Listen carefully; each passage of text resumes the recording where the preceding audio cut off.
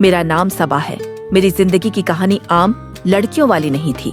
इसमें दर्द भी बहुत था, खौफ भी था, नफरत भी थी और आखिर में अल्लाह ने मोहब्बत भी अता की। मेरी माँ एक सख्त मिजाज मगर सच बोलने वाली औरत थी। पूरे खानदान में लोग इन्हें तेज और होशियार कहते थे, लेकिन उनकी जबान में कड़वाहट भी होती थी जो सबको चबती थी। माँ अक्सर बताती थी कि उन्होंने जिंदगी में बहुत दुख देखे और सबसे बड़ा दुख इनकी नंद यानी मेरी फूफी समीना ने दिया था। जब माँ इस घर में नई नवीली दिलाहन बनकर आई थी तो फूफी जवान थी, शादी नहीं हुई थी, लेकिन उनके मिजाज में अजीब सी चड़चड़ाहट थी। वो हर बात पर माँ से अलझती थी। कभी खाना अच्छा न बना तो ताना, कभी काम में देर हो जाए तो तलखी। घर में न सास थी न ससुर, सिर्फ फूफी खुद को घर की मालकिन समझती थी और माँ को हर वक्त नीचा दिखाती थी। माँ कहती थी कि वो दिन बहुत भारी गुजरते थे। फिर वक्त गुजरा और फूफी की शादी हो गई। माँ के चेहरे पर इस दिन सुकून आया था। रुखसती के दिन माँ ने मिठाई भी बांटी, लेकिन खुशी इस बात की नहीं थी कि फूफी जा रही थी। खुशी इस बात की थी कि अब घर में चैन आएगा। लेकिन ये सुकून ज्यादा दिन न रह सका। सिर्फ 2 साल गुजरे थे कि फूफी के शौहर का इंतकाल हो गया। उनका बेटा यानी मेरा कजन इरसलान इस वक्त 1.5 साल का था। माँ कहती थी कि जब उन्हें खबर मिली तो दिल में अजीब एक सी घबराहट हुई कि अब सारी खुशियाँ फिर छिन जाएंगी, और वाकई ऐसा ही हुआ। चंद महीनों बाद फूफी बीवा बनकर वापस इसी घर में आ गए। आंखों में आंसू थे, लेकिन लहजे में वही पुरानी तेजी। उन्होंने दोबारा शादी से साफ इनकार कर दिया और कहा कि बाकी जिंदगी अपने बेटे के नाम करती हूँ। नाना को कोई एतराज न हुआ, बल्कि खुशी हुई कि बहन घर में रहेगी तो बेबी अकेली न रहेगी। शुरू में फूफी ने नरमी दिखाई, खुद को मजबूर और बेसहारा जाहिर किया, लेकिन जल्द ही पुराना रवैया वापस आ गया। कभी खाने पर तनकीद, कभी माँ की बाबा के सामने शिकायत। माँ खामोश रहती थी क्योंकि अब वो हामिला थी और लड़ाई का वक्त न था। मैं उसी माहौल में पैदा हुई जहाँ एक औरत की खामोशी के पीछे 1000 दिख छिपे होते थे। हम सब एक ही घर में बड़े हुए। इरसलान अलग किस्म का लड़का निकला, ज्यादा बोलता न था, अपने कमरे में रहता, पढ़ाई और दोस्तों में मशगूल। माँ हमेश मुझसे कहती थी उससे ज्यादा बात न करना, लड़का है, पुराया खून है। मैं भी डर जाती थी। इरसलान मेरे लिए करीब रहकर भी हमेशा दूर रहा।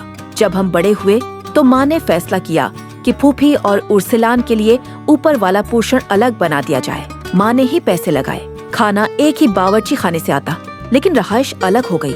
इसके बाद कुछ दिनों को घर में सुकून आया, लेकिन फिर मुझे रातों को ऊपर से आहिस्ता आहिस्ता सीढ़ियों की आवाज सुनाई देने लगी। मैं चूक जाती। माँ कहती वहम है, शायद इरसलान पानी लेने नीचे आया होगा। लेकिन मेरे दिल में हमेशा एक खौफ रहता था कि इस घर में कुछ बुरा होने वाला है। फूफी जब कभी मेरे पास बैठते तो एक ही बात दोहराते, तेरी माँ ने मेरे साथ बहुत बुरा किया। तुम छोटी थी, तुम्हें कुछ याद ना होगा। 3 तेरे सामने से तो खाना भी उठा लेती थी। वो ये बात इस तरह कहती जैसे बहुत बड़ा एहसान कर रही हूँ कि माफ कर दिया। वो खुद दर्जी का काम करती थी, दिन रात सिलाई करती, अपना और अरसलान का खर्चा खुद उठाती थी। कहती थी मैं किसी पर बोझ नहीं बनना चाहती। उनकी मेहनत ने उन्हें सख्त जरूर बना दिया था, लेकिन दिल में बहुत कुछ दबा रहता था। अरसलान जवानी में बहुत खूबसूरत और मजबूत जिस्म वाला लड़का बन गया था।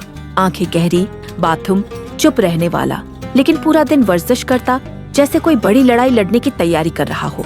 मैं मजाक में कहती क्या जंग लड़नी है? वो मुस्कुरा कर कहता हाँ, एक जंग तो जरूर लड़नी है। मैं समझ न पाती कि किस जंग की बात कर रहा है। फिर एक दिन वो हादसा हो गया जिसने हमारी सारी जिंदगी बदल दी। बाबा का एक्सीडेंट हुआ। अस्पताल में डॉक्टर ने कहा कि चंद घंटे ही बाकी हैं। बाबा ने आखिरी सांसों में अरसलान को करीब बुलाया और कहा अब घर में सिर्फ औरतें रह गई हैं, तुम इस घर के मर्द हो। मैं चाहता हूँ तुम सबा से निकाह कर लो। माँ ने बहुत रोका, लेकिन बाबा की आखिरी ख्वाहिश थी। अस्पताल के इसी कमरे में मेरा और अरसलान का निकाह हो गया। मैं रोती रही, समझ न आ रहा था कि ये ख्वाब है या हकीकत। बाबा 2 दिन और लड़े, फिर चल बसे। 40वां हुआ, घर संसान, खानदान की बड़ी चची आए और माँ से कहा अब रुखसती कर दो। माँ ने उदास लहजे में कहा कौन सी रुखसती, एक कमरे से दूसरे कमरे में जाना है। मेरी बेटी के नसीब फूट गए।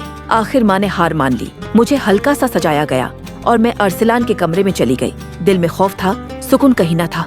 रात को जब अरसलान आया तो खामोश था। मैंने कहा मैं सो जाऊं। वो बोला अब सो किस लिए रही हो? उसका लहजा अजीब था। फिर अचानक उसने रुमाल निकाला और कहा उसे मीना में ठोंस लो, चीखो मत, घर वाले जाग जाएंगे। आज तुम्हारी माँ का बदला तुम्हारे जिस्म से लूंगा। 1 साल की आग ठंडी करूंगा। मेरा दिल बैठ गया। मैं समझ गई कि क्या होने वाला है। वो बोलता रहा, ये घर मेरे दादा का था, कारोबार भी इन्हीं का था। तुम्हारी माँ ने मेरी माँ को खाने पीने तक पर ताने दिए। मेरी माँ ने मेरे लिए दूसरी शादी न की ताकि मुझ पर सोतीला बाप न आए। आज उसका हिसाब चुका दूंगा। वो रात मेरी जिंदगी की सबसे खौफनाक रात थी।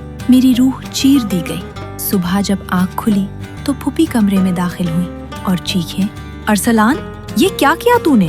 अरसलान ने ठंडे लहजे में कहा, आपका बदला ले लिया। फूफी के हाथ कांप रहे थे। उन्होंने अरसलान के मुंह पर 3-4 थप्पड़ मारे और बोले, ये गंदी तरबियत किस पर चार जानती हैं? फूफी मुझे गले लगाकर रोईं और बोले, किसी को बताना मत, मैं सब संभाल लूंगी। वो मुझे डॉक्टर के पास ले गईं, इलाज करवाया और 1 हफ्ता अपने कमरे में रखा। माँ को कुछ ना बताया। अरसलान शर्मिंदा चला फिरता था। 3 महीने गुजरे।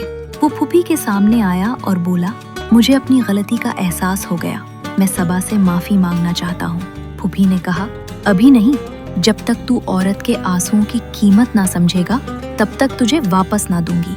3 महीने बाद फूफी ने मुझसे बोले, अब वो बदल गया है, जा अपने शौहर के पास जा। मैं डर रही थी, लेकिन जब कमरे में गई तो अरसलान खड़ा हो गया। उसकी आंखों में नरमी थी। वो रो पड़ा और बोला, वो रात मेरी जिंदगी की सबसे बड़ी गलती थी। अगर तू माफ कर दे तो सारी जिंदगी तुझे खुश रखूंगा। मैं खामोश रही, लेकिन मेरे आंसू बह निकले। उसने मेरा हाथ थामा और कहा, ये हाथ अब मेरे ईमान जैसा मुकद्दस है।